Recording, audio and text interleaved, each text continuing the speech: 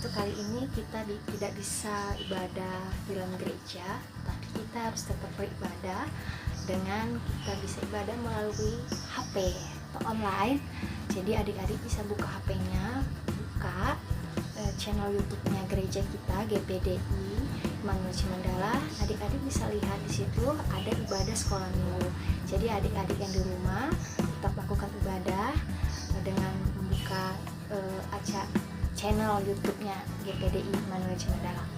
Nah, sebelumnya kita harus juga berdoa untuk situasi yang ada supaya virus corona ini cepat dipulihkan, cepat dipercepat supaya virus ini dapat hilang dari dunia ini, supaya kita dapat beraktivitas kembali dan bisa beribadah kembali bersama-sama dalam gereja. Untuk itu, mari kita berdoa sama-sama ya. Terima kasih Tuhan, untuk hari ini kami bisa berkumpul kembali walaupun tidak bisa bertatap muka, tapi kami tetap mau memuji dan memuliakan nama-Mu. Biarlah Tuhan yang tinggal dalam hati kami, biarlah kami senantiasa bersukacita selalu di dalam ibadah kami dimanapun berada. Tuhan, kami juga berdoa biarlah setiap virus-virus yang sedang melanda negara kami dan dunia ini, biarlah Tuhan pulihkan agar kami dapat kembali beraktivitas seperti semula. Biarlah juga Engkau berikan kepada kami kekuatan dan kesehatan supaya kami dapat menangkal virus-virus itu Tuhan. Sebab Tuhanlah pertolongan kami, perlindungan kami. Kami juga berdoa biarlah kami memulai ibadah kami, biarlah kami penuh dengan sukacita di dalam nama Tuhan Yesus. Terima kasih Tuhan, kami akan mengangkat setiap pujian kami di dalam nama Tuhan Yesus. Kami sudah berdoa, ya. Amin. Untuk itu mari kita mau mengangkat setiap pujian supaya kita semangat. Kita harus berdiri, oke? Jadi adik-adik yang di rumah jangan malas ya. Kita harus tetap memuji Tuhan seperti di gereja. Harus mau berdiri, tepuk tangan, berjoget, menari, memuji nama Tuhan. Jadi adik-adik di rumah, ayo jangan bohong ya, tetap memuji Tuhan. Mari, oke, kalau gitu kakak undang untuk bangkit berdiri. Kita angkat pujian dan lihat video ini ya.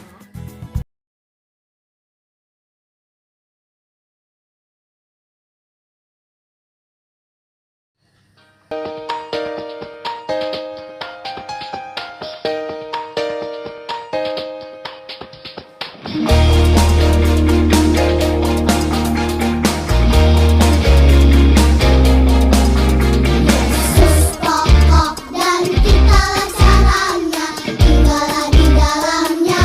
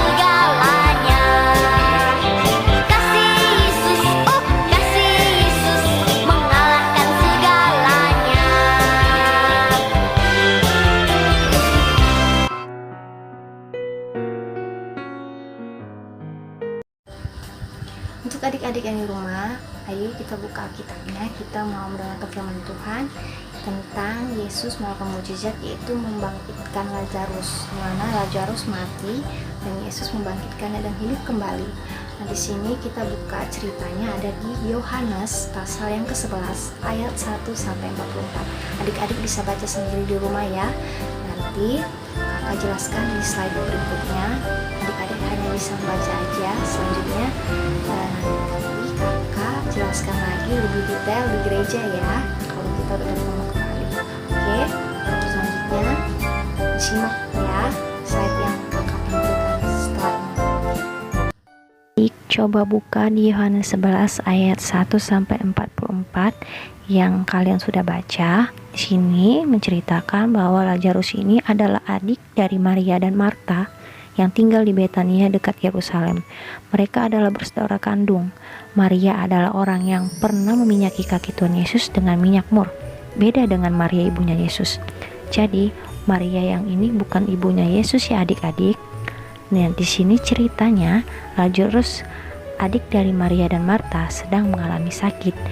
Kedua kakak Lazarus, yaitu Maria dan Marta, mengirim kabar kepada Yesus bahwa adiknya Lazarus sakit. Kata mereka, "Tuhan, dia yang engkau kasih sakit." Ada di ayat 4.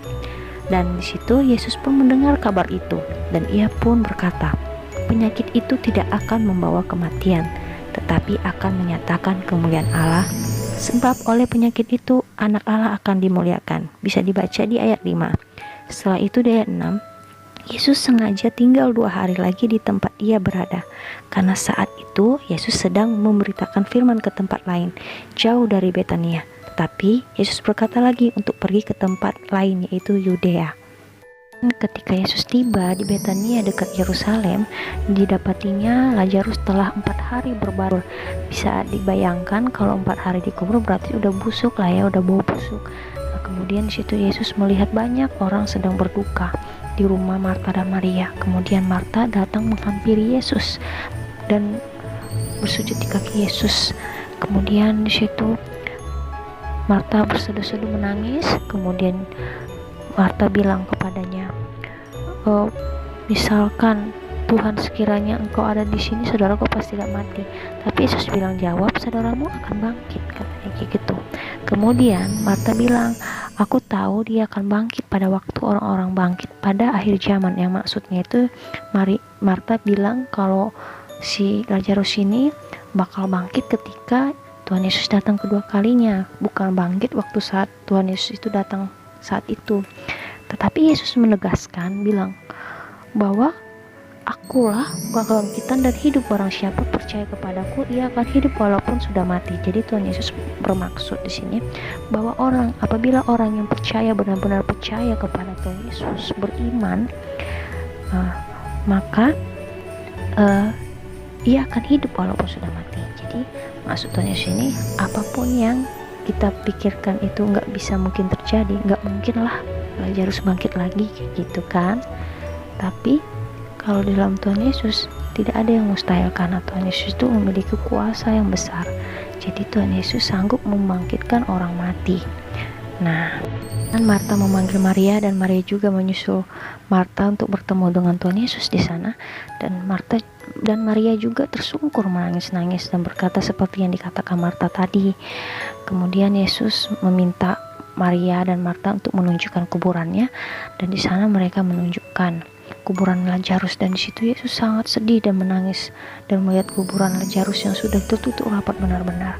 Kemudian banyak orang-orang yang datang tadi, orang-orang Yahudi yang datang yang sedang menghibur Maria dan Marta berkata, dan beberapa orang bilang dan bergosip seperti itu ya, mereka bilang, masa dia orang yang pernah menyembuhkan orang lumpuh dan orang buta dan orang yang pernah memberikan makan 5.000 orang, kok nggak bisa membangkitkan orang mati, sedangkan dia bisa mau menyembuhkan orang, kenapa orang mati nggak bisa? Seperti itu. Jadi orang bergosip tentang Yesus, semakin sedihlah hati Tuhan Yesus. Karena kenapa Tuhan Yesus sedih? Karena dia sangat mengasihi Lazarus dan kedua kakaknya, yaitu Maria dan Marta. Maka Yesus menyuruh orang-orang di situ untuk menggeser kuburannya. Terus dia bilang angkat batu itu. Kemudian ketika batunya dibuka, terciumlah bau busuk, yaitu bau mayat yang sudah 4 hari lamanya dikubur. Bayangin udah 4 hari itu udah berulat ya. Kemudian di situ mengangkat batu itu, kemudian Yesus mengadah ke atas. Terus Yesus berdoa sambil menghadap kuburan Lazarus. Kemudian dia berdoa. Di situ Yesus berkata dan berseru dengan suara yang keras, "Lazarus, marilah keluar." Maka Lazarus seketika itu keluar dengan kain yang masih terbungkus dengan kain kafan. Kemudian Yesus juga berkata, "Bukalah kain-kain itu dan biarkan ia pergi." Kemudian orang terkejut melihat mujizat yang luar biasa. Tuhan bisa membangkitkan orang mati. Nah, di situ jadi adik-adik, di sini Tuhan sanggup melakukan setiap mujizat ya. Karena Tuhan pernah melakukan mujizat sebelumnya. Banyak mujizat-mujizat yang sudah Tuhan lakukan. Kata Yesus yaitu memakan 5.000 orang, mengubah air menjadi anggur, menyembuhkan orang buta, tuli, dan lumpuh, serta berjalan di atas air, dan banyak lainnya. Yeay, terima kasih untuk adik-adik yang sudah mau duduk manis beribadah dan nonton YouTube ini. Walaupun kita tidak ibadah bersama, tapi adik-adik masih mau taat beribadah kepada Tuhan Yesus. Semoga adik-adik yang mau nonton ini dan mau duduk manis mendengarkan firman Tuhan, semoga Tuhan memberkati. Jadi sampai ketemu di pertemuan berikutnya. Dah.